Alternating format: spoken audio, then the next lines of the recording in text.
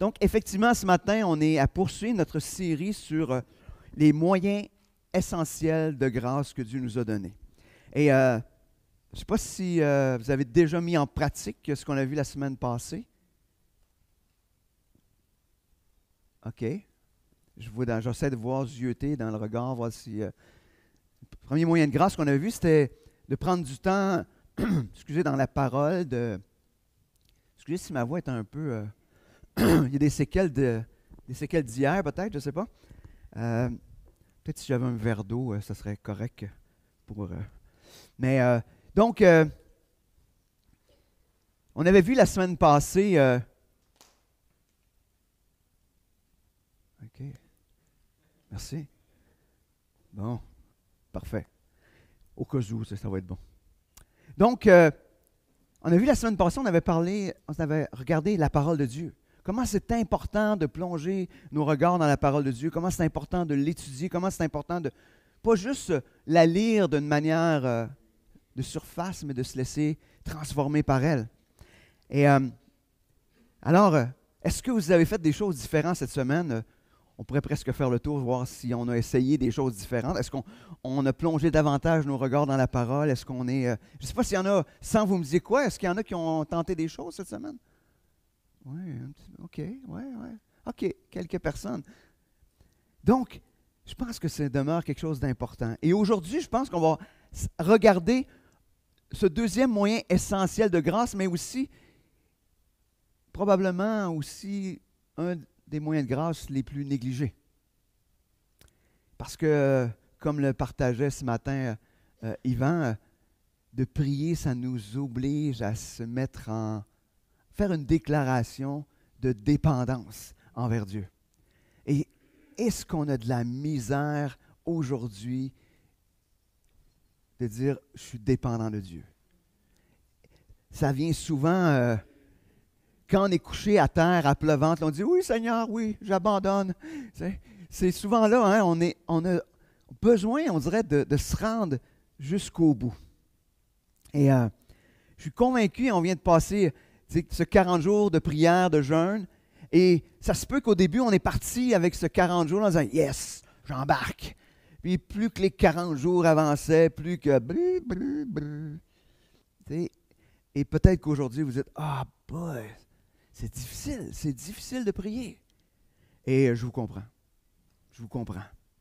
C'est difficile de s'engager dans la prière à long terme. Je crois qu'il y a deux types de personnalités face à la prière. Ben, il y en a peut-être des variantes en tout ça, là. Il y a un premier groupe, c'est des gens de devoir. Ils vont prier, persévérer, peu importe, même si le temps de prière sont super ennuyants, ils vont persévérer parce que c'est des gens de devoir et il y a un côté de « il faut ». Il faut.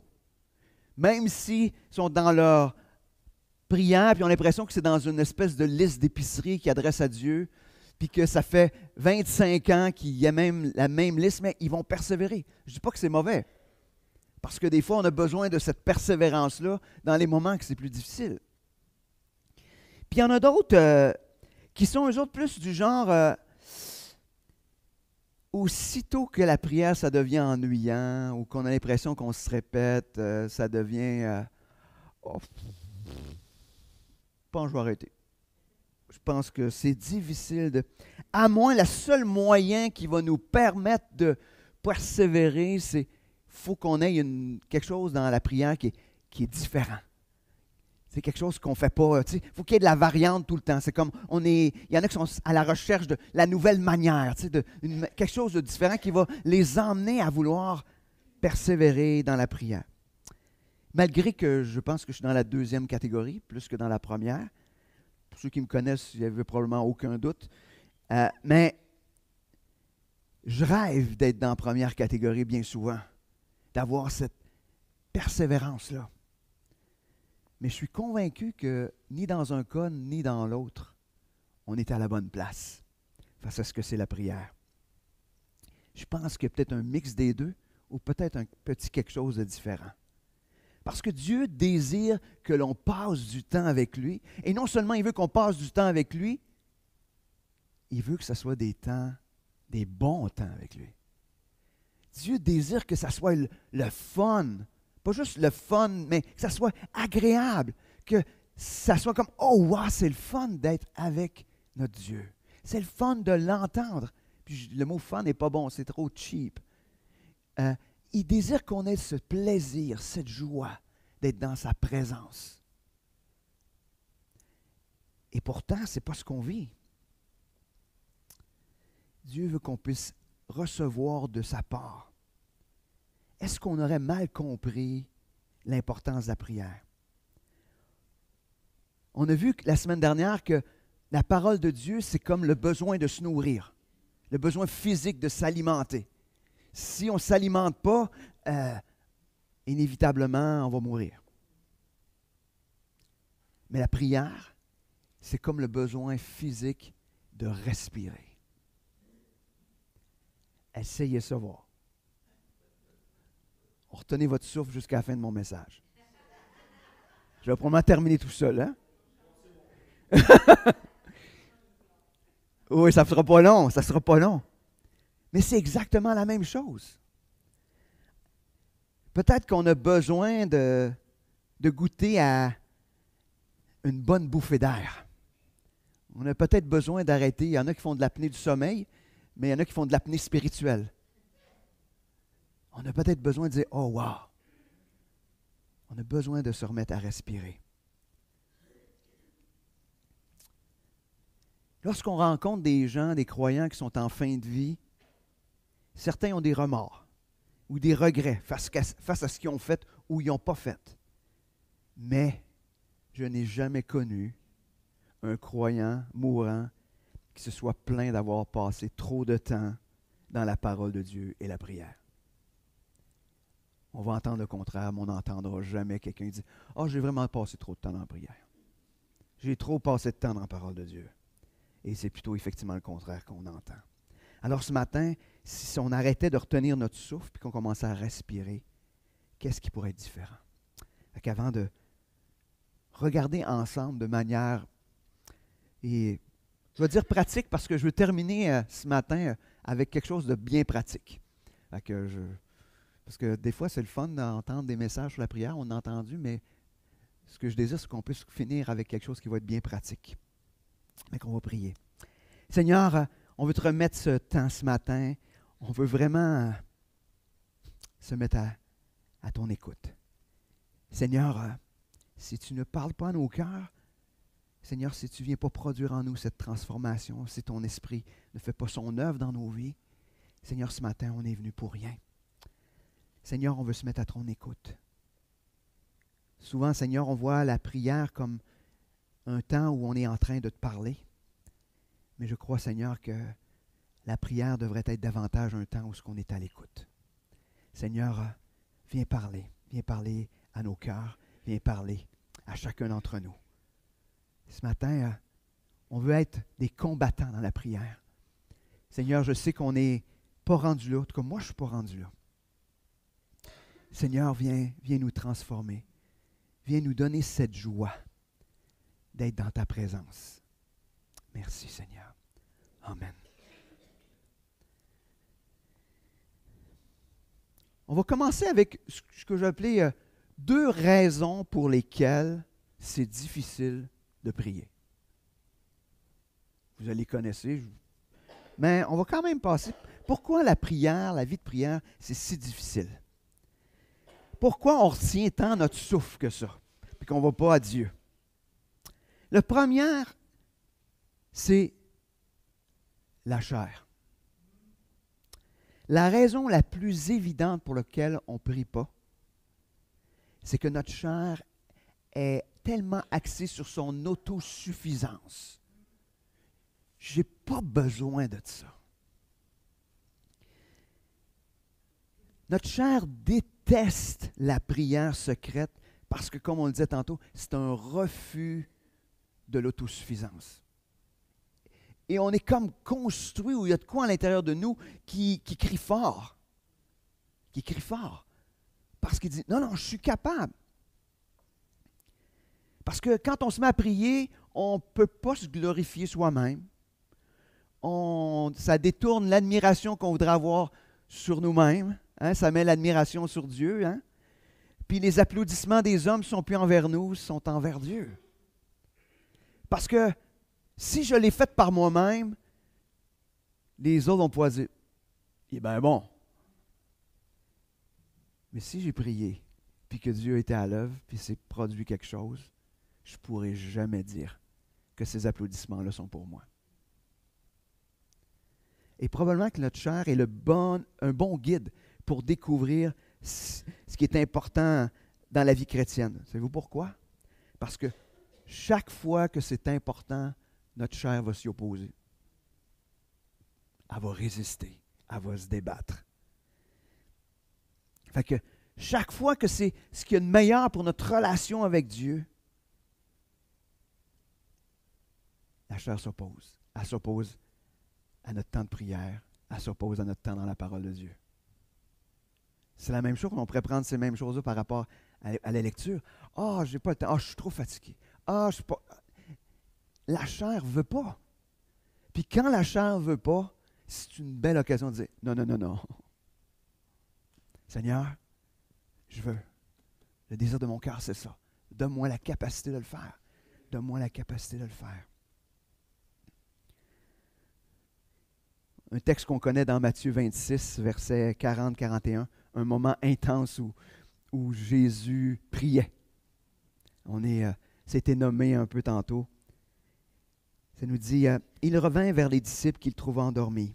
Et dit à Pierre, vous n'avez donc pas été capable de veiller 1 heure avec moi? Veillez et priez afin de ne pas entrer en tentation. L'esprit est bien disposé, mais la chair est faible. L'esprit est bien disposé, mais la chair est faible. Notre chair, elle ne veut pas. Notre chair, elle nous emmène à s'endormir. Elle ne veut pas. Elle résiste. Savez-vous, je ne sais pas si vous avez vécu ça, mais moi, des fois, je me mets, c'est mon temps de prière, puis là, aussitôt que je commence, moi, j'ai un TDA. Hein. Puis là, le TDA est très, très fort. Mais je pense que c'est la chair aussi. Ça part. Ah oui, il y a ça qu'il faut que je fasse aujourd'hui. Ouais, il y a ça. Ouais. Ah, puis il y a ça. Puis là, ah oui, c'est vrai, il y a telle affaire, j'ai oublié de dire. Et là, c'est les parties. Finalement, j'avais prié 3 secondes d'écart.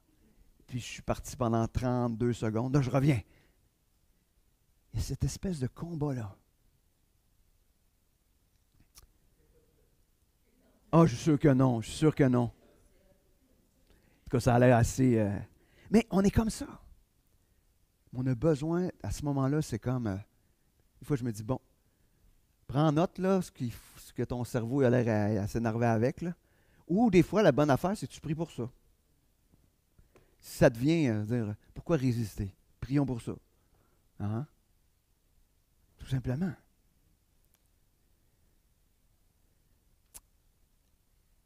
On ne doit pas céder à la chair, on ne doit pas la laisser. Et d'ailleurs, hein, ça dit qu'on a reçu de Dieu cette capacité de faire face et de résister à la chair. Mais pour ça, il faut vouloir combattre. Il faut vouloir s'approcher de Dieu. Donc, un autre obstacle à la prière, c'est le manque de foi. La prière, c'est imaginer l'occasion de participer à l'œuvre de Dieu, de le voir agir d'une manière encore plus grande que ce que nous aurions pu oser croire et penser. Hein, Éphésiens 3,20 nous dit, « Or à celui qui, par la puissance qui agit en nous, peut faire infiniment au-delà de tout ce que nous demandons ou pensons. » Imaginez si vous êtes capable de faire des affaires sans la prière. Imaginez ce que Dieu lui pourrait faire. Puis ce qui est encore plus fascinant, ce que j'aime, c'est voir Dieu faire exactement ce que moi, je n'aurais pas pensé ou je n'aurais pas fait. Encore mieux, encore plus précis, encore plus parfait. Je pourrais vous nommer des situations où je suis là, puis je me dis, ah ouais, je devrais faire ça, ça, ça. Puis là, je prie le Seigneur, puis ça s'arrange tout seul. J'ai rien fait, j'ai même pas ouvert la bouche. Puis Dieu a fait ça parfaitement. Ça s'est fait très bien. Je réalise que souvent, Dieu intervient de manière encore plus géniale quand je me la ferme. Parce que ce que lui produit, c'est toujours meilleur. Moi, je crois que pour commencer à prier, ça demande un tout petit peu de foi. Le tout petit peu de foi, c'est dire, Dieu est capable de faire quelque chose avec ça. C'est le tout petit peu de foi. Mais le tout petit peu de foi qui nous emmène à prier grandit au fur et à mesure de l'intervention de Dieu ou des réponses à la prière.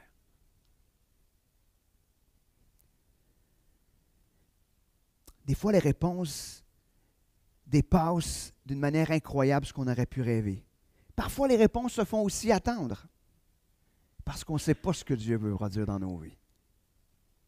Nous autres, on sait ce qu'on veut. Notre chair, elle sait ce qu'elle veut.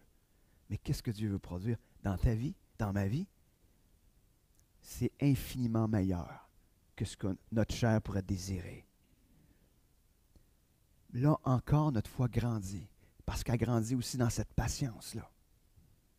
Parce que d'attendre que Dieu intervienne, ça nous fait, ou certains pourraient être tentés de douter.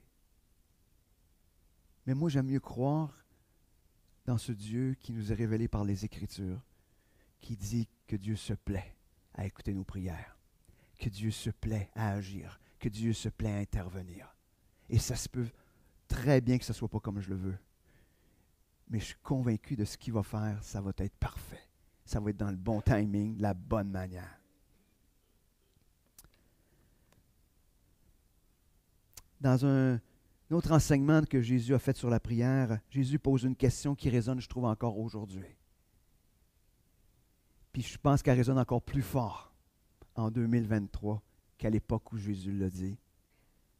Dans Luc 18:8, ça nous dit, « Je vous le dis, il leur fera promptement justice, mais quand le Fils de l'homme viendra, trouvera-t-il la foi sur terre? » Je crois que nous avons besoin, oui, pour ça je croyais qu'on avait besoin de se tourner dans les Écritures pour découvrir la grandeur de ce Dieu-là.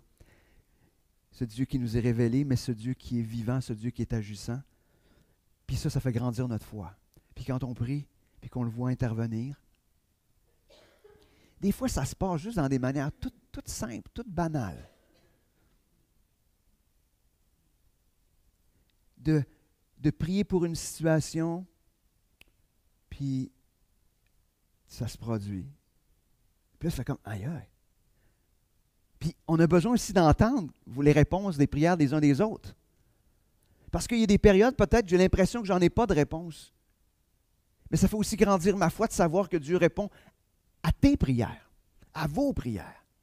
Ça me fait grandir parce que je me dis, oh, wow! Wow! Dieu est vivant, Dieu est agissant. Puis notre tendance, c'est de dire, moi, mais moi. Moi. Pourquoi Dieu ne me répond pas à moi? Mais Dieu te permet de voir. Puis toi, là-dedans, moi, là-dedans, ce que Dieu veut faire avec moi, là. Tu sais, je discutais ce matin avec Carmen, puis je disais, moi, là, si Dieu remplit ma vie, là, si Jésus prend toute la place dans ma vie, là, je n'ai même pas besoin d'être ici en avant. Je n'ai pas besoin que le monde me trouve bon. Je n'ai pas besoin de rien. C'est suffisant. C'est suffisant. De savoir que je suis aimé de Dieu, c'est suffisant. Ça devrait être suffisant pour tout le reste. Même si la réponse tarde, même si on n'a pas la réponse qu'on voudrait, mais de savoir, d'être convaincu que Dieu nous aime. Jeff Vanderstelt, dans son livre de Gospel Fluency, qui a été traduit en français, mais que je trouve ça plus simple en anglais que de le dire en français, dit que nous sommes tous des incroyants. Nous sommes tous des incroyants. On est tous des incroyants parce qu'on a tendance à croire des mensonges à propos de Dieu. Au lieu de croire la vérité de l'Évangile, on est en train de croire des mensonges. Pourquoi qu'à un moment donné, on est là et on dit « Ah, Dieu, il ne m'aime pas. » Ben, c'est un mensonge. C'est pas vrai. Dieu t'aime. Dieu t'aime, il l'a prouvé. Il a envoyé son Fils qui est mort à la croix pour toi. Est-ce que tu as besoin d'une démonstration plus grande que ça? Ben non. Alors quand mon corps, ma chair dit « Dieu, il ne m'aime pas », ben si Dieu ne m'aime pas, je ne prie pas. Si Dieu ne m'aime pas, je ne lis pas. Si Dieu ne m'aime pas, mais c'est un mensonge. Mais la vérité nous dit « Dieu t'aime. » OK. Si je... Hein, quand vous sentez aimer, là. Puis pas aimer juste parce que quelqu'un vous l'a dit, là. Parce que si je dis je t'aime, ça n'a pas beaucoup d'impact si je ne fais rien. T'sais. Mais Dieu l'a démontré.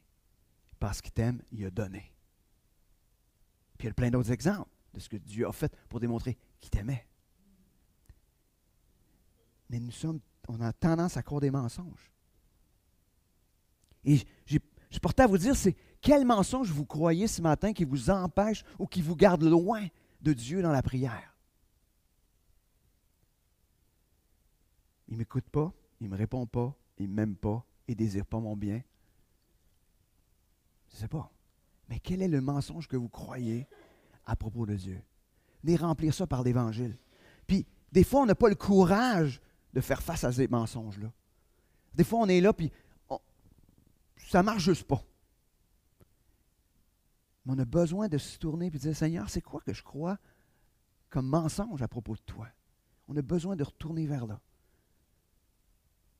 afin de remplacer ça par la vérité de l'Évangile, la vérité de la parole. Parce que vous savez qu'avoir la foi, c'est comme on peut le lire dans Hébreux 11, 1, 1. La foi, c'est l'assurance des choses que l'on espère, la démonstration de celles que l'on ne voit pas. Ça veut dire qu'on ne l'a pas encore, hein? C'est des choses qu'on espère. On ne les voit pas encore. Mais c'est cette espérance. Pourquoi qu'on a cette espérance-là? Parce qu'on connaît le Dieu qui l'a promis. Puis plus qu'on le connaît, plus qu'on passe du temps avec lui, plus qu'on le connaît, plus que cette foi-là grandit. Alors ce matin, comment va ta foi? Jésus aussi est un modèle d'intercesseur. On a besoin de se rappeler que Jésus est le modèle parfait. Pourquoi il est le modèle parfait? Parce qu'il n'avait pas besoin de prier. Puis la prière faisait partie de sa vie. Imaginez. Jésus était Dieu. Est-ce qu'il a besoin de prier? Non. Mais en tant qu'homme, il passait du temps avec Dieu, avec son Père. Alors je me dis, si lui, il passait du temps avec son Père, je pense que j'ai besoin moi aussi. Hein? Lui, il n'en avait pas besoin, puis il le faisait. Imagine, moi qui en a excessivement de besoin, je pense que... Puis quand je regarde la vie de Jésus, il était pas mal souvent en prière. Alors, proportionnellement, il faudrait que je passe encore plus de temps que lui dans la prière. Parce que j'en ai encore plus besoin que lui. Parce que Jésus avait une vie plutôt occupée aussi. Je ne sais pas si vous le savez. Des fois, on dit, moi, je n'ai pas le temps. Allez, lisez Marc, le chapitre 1. Aussitôt. Ça fait un agenda assez à côté. Ça nous montre, ce que j'aime dans l'évangile de Marc, c'est que ça montre cette espèce de rapidité dans laquelle Jésus vivait, dans un peu cette course folle.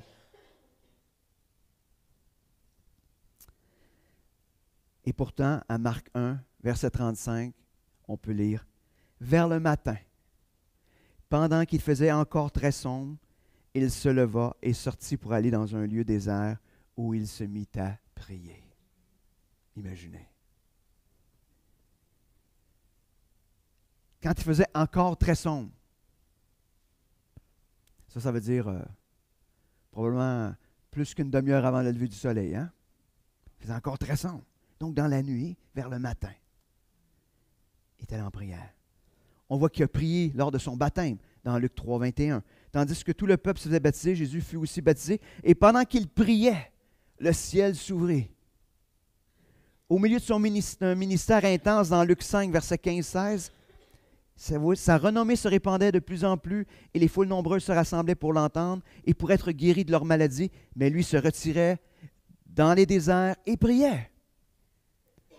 Il passait aussi toute la nuit en prière avant de choisir ses disciples. Dans Luc 6, versets 12 et 13, en ce temps-là, Jésus se rendit à la montagne pour prier. Il passa toute la nuit dans la prière à Dieu. Quand le jour parut, il appela ses disciples et en choisit 12, auxquels il donna le nom d'apôtres. À la fin de son ministère, on le voit prier pour ses disciples, mais aussi les disciples à venir dans Jean 17. Et ce passage, à lui tout seul, mérite probablement plusieurs enseignements. Mais prenez le temps de le lire. C'est tellement un texte magnifique sur la prière que Jésus fait pour nous. On voit aussi que sa vie prière est intense juste avant la crucifixion. Il était là en prière, demande à son Père s'il pouvait éloigner de lui cette coupe. Jésus avait une vie de prière intense. Je crois que ça devrait être le désir de nos cœurs. En tout cas, c'est le mien. Et ce que je souhaite, c'est que comme Église, ce soit le désir du cœur de chacun, mais du cœur de toute l'Église. Apprendre de Jésus à prier. Et c'est là que ça devient intéressant.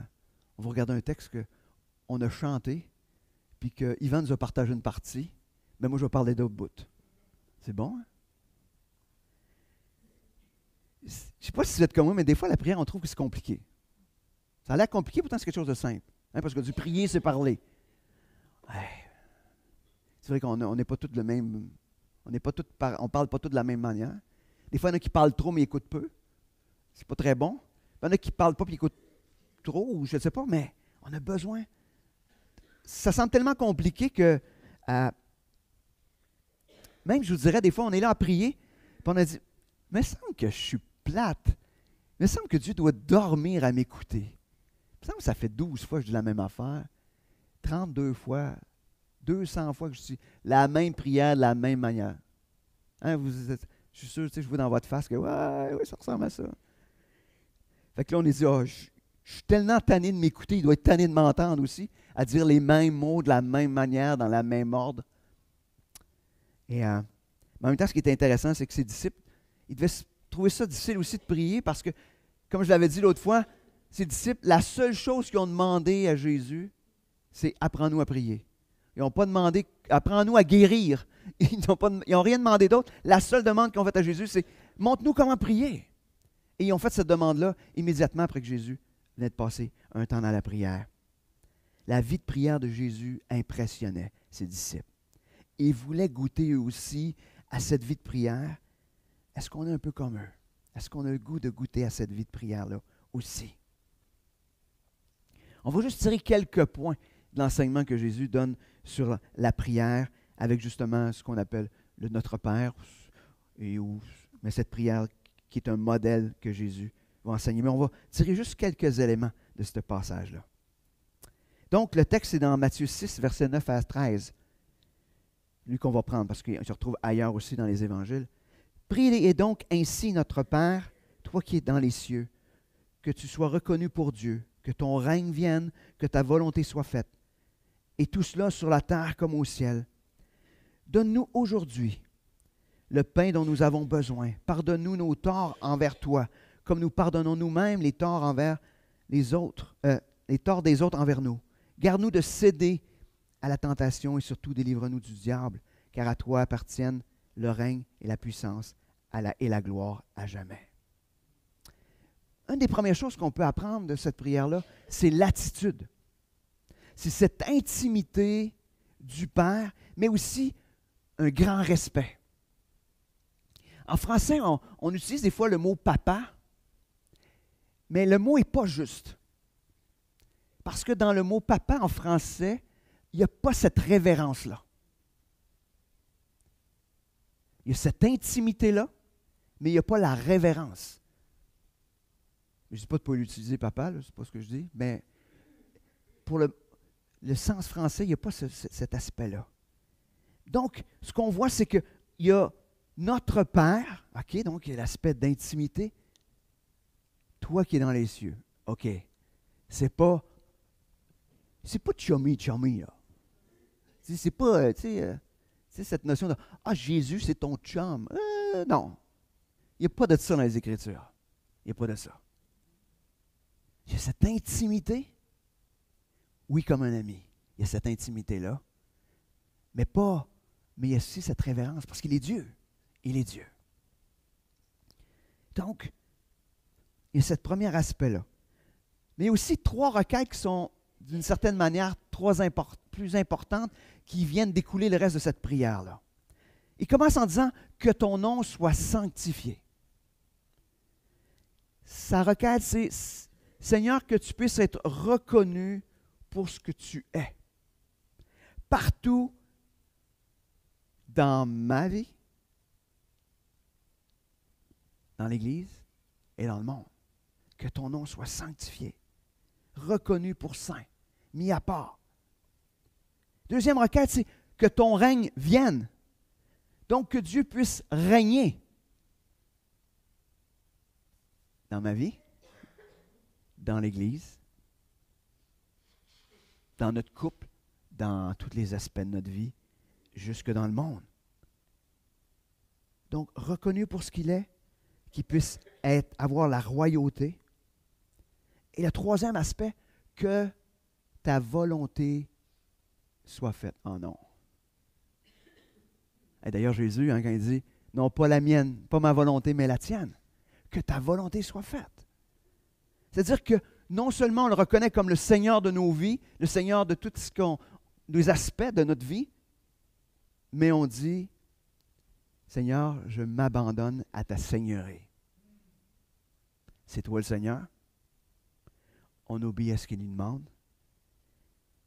Notre désir, c'est que nos vies reflètent que Christ est le Seigneur de tous, ou de tout dans nos vies, qu'il est le plus que suffisant.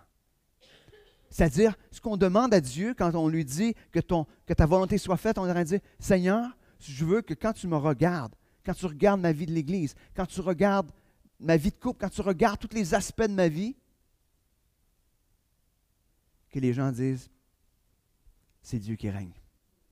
C'est Dieu qui règne. Et c'est sa volonté qui est accomplie. Ça veut dire ça que ça ne laisse pas beaucoup de place au chiolage. Pas beaucoup de place. Ouais, mais moi, Seigneur, pourquoi? Non, il n'y a pas de place. Seigneur, c'est toi qui es le Seigneur de ma vie. S'il est le Seigneur de votre vie,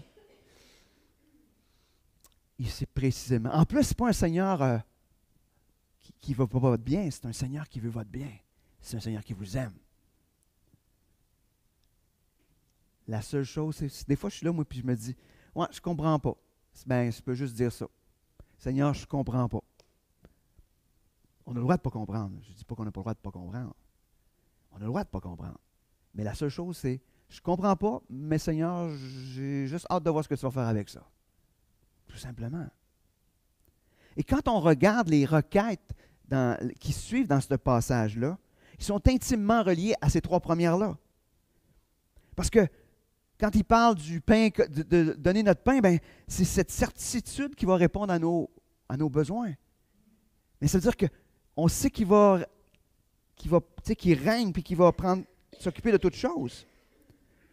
C'est à cause de lui qu'on a la capacité de pardonner, même l'impardonnable. Ça ne vient pas de nous. Pardonne-nous comme nous pardonnons. Ça à l'aise. OK, il faut que je pardonne. Non, non. Si tu peux pardonner, c'est parce que tu as été pardonné. C'est impossible. Le pardon, c'est divin. Ça prend une intervention de Dieu dans notre vie. Un pardon réel. Pas quelque chose qu'on camoufle. Non, non, un vrai pardon dans toute la profondeur, c'est divin.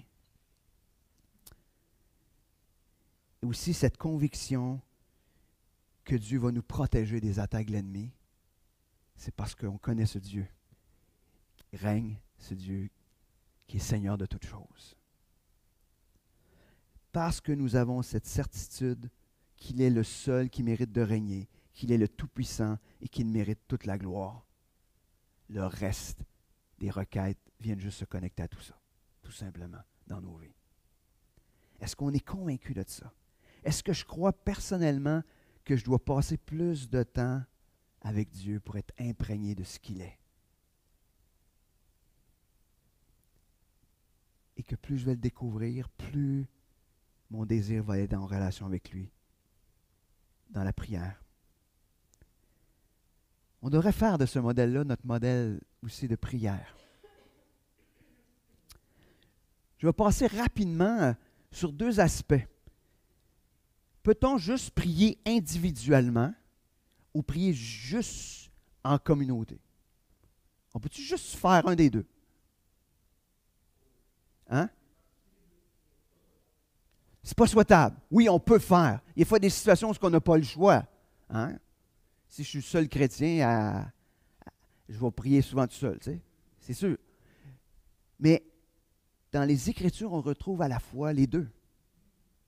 On n'a pas trop de problème avec l'aspect individuel de la prière. Tu sais, comme on l'a vu un peu la semaine dernière, tu sais, la prière fait partie de nos temps dans la parole de Dieu. J'ai besoin que Dieu m'ouvre le cœur, les pensées, l'intelligence pour comprendre sa parole. J'ai besoin qu'il vienne apaiser mon cœur pour des fois être là, puis ouvrir, puis de comprendre ce qu'il me dit dans la parole. Fait que si on n'a pas beaucoup de difficultés avec cet aspect plus individuel-là. Et je crois que la parole, sans l'accompagner de la prière, ça ne produit pas des transformations.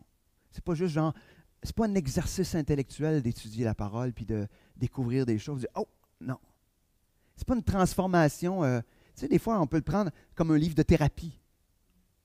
Ça dit telle chose, je vais faire ça. Je le fais, donc ça devrait produire des transformations. Essayez. Ce qui produit la transformation, c'est l'action de Dieu dans notre vie, le travail de l'Esprit. Puis, ça va très conjointement avec la prière, je crois.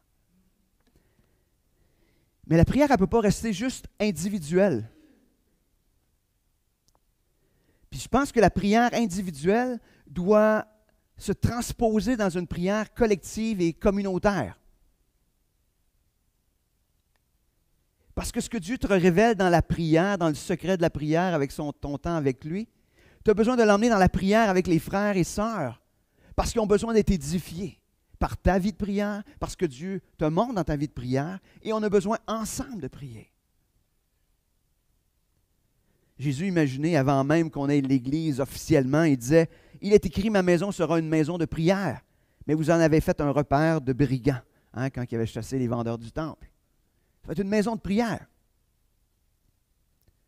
Puis dans le début du livre des Actes, je ne sais pas combien de fois je me sers de ce texte-là, mais il est bon pour plusieurs sauces, parce qu'il y a plusieurs éléments, mais dans Acte 2, 42, dès lors, ils s'attachaient à écouter assidûment l'enseignement des apôtres, à vivre en communion les uns avec les autres, à rompre le pain et à prier ensemble. Ils priaient ensemble. Cet aspect de la prière communautaire était important pour la vie de l'Église. Et je ne sais pas si vous savez, mais ce qui soude la vie d'une Église, c'est de combattre dans la prière ensemble. Pourquoi? Parce que moi, je connais tes fardeaux. Tu connais mes fardeaux. Tu connais mes défis, je connais tes défis. Je connais tes besoins, tu connais mes besoins. Puis on les emmène ensemble. Et ça crée des liens qui sont de plus en plus forts. Parce que quand on prie de même les uns pour les autres, puis qu'on voit Dieu agir puis intervenir dans la vie d'un frère et d'une sœur pour lequel on a été ensemble pour prier, wow! Hey, on a été partie prenante. C'est pas nous, mais c'est comme, hey, on a prié pour ça, puis c'est passé ça. Yes! C'est pas une espèce de glorification, mais c'est, j'ai été participant à l'intervention de Dieu dans cette situation-là. Puis on peut se réjouir, même si ça ne se passe pas pour nous, mais parce qu'on a été participant, on voit Dieu agir dans la vie de l'autre. Puis quand on se prive de cela, je vais être honnête avec vous autres, la vie d'Église n'a plus bien de sens. Je vous le dis. La vie d'Église, ce n'est pas venir s'asseoir un dimanche matin et d'écouter l'enseignement. Ce n'est pas ça l'Église. L'Église, c'est combattre ensemble. C'est de vivre les choses ensemble. C'est ça la vie de l'Église. On a besoin de prier ensemble afin de grandir dans notre foi.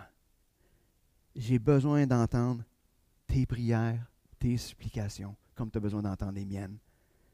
On a besoin d'entendre ou de voir les larmes de l'un et de l'autre pour grandir, pour vous découvrir la grandeur de notre Sauveur. Je vais m'adresser maintenant aux chrétiens de longue date qui ont connu les réunions de prière. Les réunions de prière que moi, quand je vais habituellement, je dis, ouf, je vais dormir, je pense. Ça me tente de dormir. Ou les gens, des fois, se mettent à prier, puis, boys, quand on va finir, j'aurai plus rien à dire, moi, juste dire amen, puis on va s'en aller, ça va être tout passé. Mais ce que je veux dire, c'est, soyons vrais dans nos prières. Soyons simples dans nos prières. Quand on a un langage de prière, parce que je ne sais pas si vous savez, mais il y en a qui prient, pas comme ils parlent. Ils ont un meilleur français. Ils ont un meilleur vocabulaire quand ils prient que quand ils parlent. Soyons simples. Parce que quand on est simple, ceux qui sont moins habitués à prier, ils se disent, ben, je suis capable de faire ça. Mais quand ils voient des espèces de standards, les gens n'ont pas le goût de prier. Ils n'ont pas le goût parce qu'ils disent, boys, je suis qui pour ça? Soyons simples. Soyons vrais. Je crois que c'est les deux éléments les plus importants. Cessons aussi de prêcher ou d'enseigner dans nos prières. Oui, puis là on part. Non, non. Si tu t'adresses à Dieu, Dieu n'a pas besoin de tes enseignements. La prière n'est pas l'enseignement. La prière, c'est d'aller devant Dieu. Jésus faisait des prières simples. Je ne sais pas si vous avez remarqué, mais ces prières, il ne fait pas de prières très, très compliquées. Elles sont des fois longues, mais en même temps, il pouvait se le permettre. Mais il n'y a rien de compliqué dans ces prières. Alors, si lui faisait ça simple, pourquoi faire ça compliqué? C'est ce que je me dis. En conclusion, je vais faire quelque chose de spécial. J'ai le goût de faire de quoi de pratique. Inquiétez-vous pas, je ne vous impliquerai pas trop. Je devrais peut-être, mais... puis cette manière-là de voir ou de faire d'avoir une vie de prière, elle ne vient pas de moi. Puis je vous dirais, cette semaine, j'ai eu une rencontre avec mon frère Yvan. Puis là, il me dit, « Hey, il y a une vidéo sur la prière, là, il montre comment prier la Bible. » Puis là, il me fait écouter un petit bout du vidéo, je fais comme, « Aïe, aïe, c'est ça, c'est exactement ça. » Puis je vous dirais, depuis ce temps-là, c'est ce que je fais. Fait que je vais vous montrer quelque chose que... C'est pas quelque chose que je ne savais pas, par exemple. C'est quelque chose que je ne mettais plus en pratique ou je ne mettais pas en pratique. Et donc, ça fait à peu près 5 jours, à peu près. Puis je vous dirais, ça fait toute la différence. Et d'ailleurs, on l'a un peu expérimenté mercredi. On l'a expérimenté de manière communautaire, je dirais. Mais vu que les gens ne le savaient pas, je ne suis pas allé là-dedans. J'ai juste... ce qu'on va faire, je vais juste prendre le texte de mercredi qu'on a pris et je vais vous montrer à quoi ça peut ressembler. Je vais vous faire comment on appelle ça donc? Un modèle, un exemple de quoi ça pourrait ressembler, ce qu'on appelle prier les Écritures. Le psaume 91, versets 1 à 6, c'est le texte qu'on a regardé mercredi. Donc, peut-être ceux qui étaient là mercredi, il y en a qui pourront pouvoir upgrader. Mais je vais juste vous donner quelques exemples à quoi ça peut ressembler et comment votre vie de prière peut être transformée d'une manière tout à fait simple. Donc, je vais lire le texte au complet. Puis après ça, je ne passerai peut-être pas au complet de tous les détails mais vous allez comprendre ce qu'il y en est. Donc, psaume 91, versets 1 à 6. « Celui qui s'abrite tout près du Très-Haut repose en lieu sûr, à l'ombre du Tout-Puissant. Je dis, Éternel, tu es mon refuge, ma forteresse. Oui, tu es mon Dieu, en qui j'ai confiance. Car c'est lui qui te délivre du filet de l'oiseleur, de la peste et du fléau. Il t'abrite de son aile, et caché sous son plumage, tu trouves un refuge sûr. Sa fidélité est un bouclier, elle est une armure. Tu n'as plus à craindre ni la terreur la nuit, ni flèche qui vole durant la journée, ni peste rôdant dans l'obscurité, ni isolation qui frappe à midi. » Alors, voici à quoi ça peut ressembler. Ça commence en disant, celui qui s'abrite tout près du Très-Haut. Ça peut commencer tout simplement, Seigneur, merci. Merci d'être cet abri. Merci que je peux m'abriter près de toi. Et merci aussi du fait que tu es le Très-Haut. Donc, tu vois toutes choses. Merci que tu as le regard sur ma vie. Ça peut aussi, on peut même aller plus loin et dire, Seigneur, je veux te prier pour un tel ou une telle qui a besoin de s'abriter.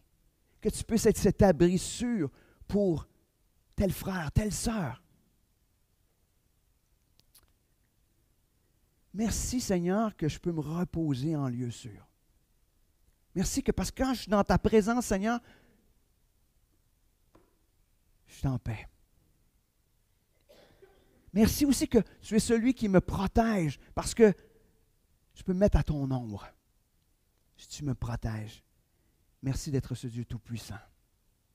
Seigneur, on peut même, donc, à ce moment-là, emmener dans des requêtes, dire, Seigneur, que tu puisses protéger, que tu puisses être cette protection pour tel frère, telle sœur dans telle situation. Seigneur, tu connais le défi que je vis actuellement. J'ai besoin que tu sois cet abri sûr pour moi.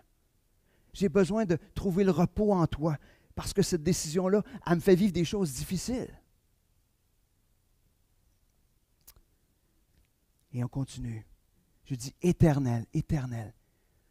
Hey, tu es là de toute éternité. Seigneur, je peux donc m'appuyer sur toi parce que tu es là de toute éternité. Tu as été donc le créateur de toutes choses. Je peux trouver mon refuge. Oui, mais Seigneur, tu es plus que ce refuge-là, c'est que tu es en contrôle de toutes choses parce que tu as été le créateur et tu vas être là. Encore une fois, il revient avec le refuge. Seigneur, aujourd'hui, j'ai besoin de me réfugier dans toi. Parce que ça, c'est difficile dans ma vie. Parce qu'il se passe telle chose dans ma famille. Parce qu'il se passe... Seigneur, j'ai besoin. J'ai besoin que tu sois mon refuge. J'ai besoin de le voir. J'ai besoin de le vivre. Seigneur, il y a des choses qui se passent dans ma vie, je me sens sous attaque. Seigneur, j'ai besoin que tu sois cette forteresse-là pour moi. Ou ce frère, cette sœur vit des attaques dans sa vie. Seigneur, sois cette forteresse sûre pour ce frère, pour cette sœur, afin de le protéger.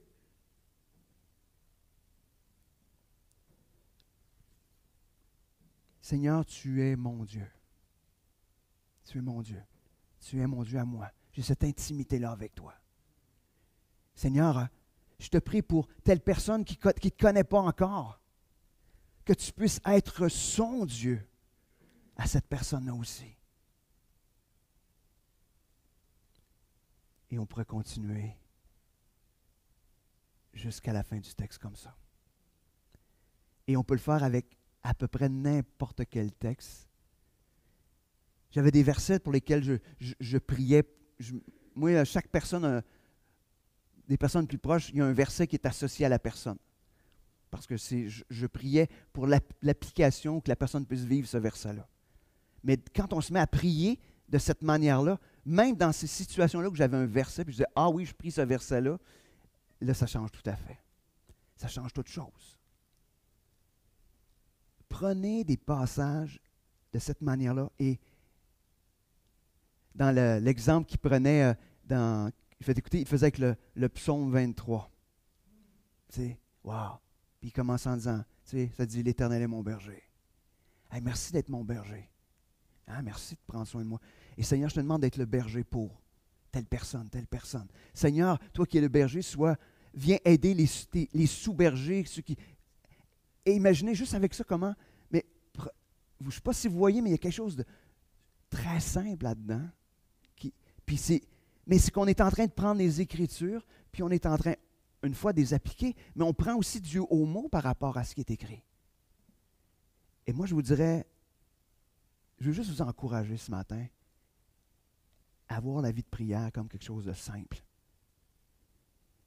Puis avec la parole de Dieu, puis de juste découvrir. Ce matin, je vais juste donner un exemple. Ce matin, je suis dans un bout de texte plutôt dans les nombres. Savez-vous qu'on peut prier avec les nombres? Savez-vous ça?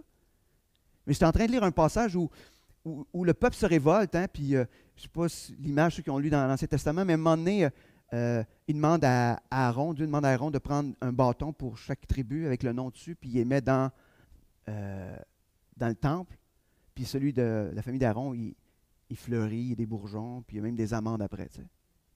Puis là, je suis en train, je dis, hey Seigneur, merci parce que tu es en train de me montrer que ceux que tu as décidé de te servir, tu vas les faire fleurir. Tu vas les faire porter du fruit. Seigneur, je vais être de ceux qui portent du fruit. Imaginez, j'ai le texte qui est là. Chaque fois qu'on se met à lire les Écritures, puis on se dit, hey, Seigneur, je veux le prier. Je veux l'appliquer dans ma vie.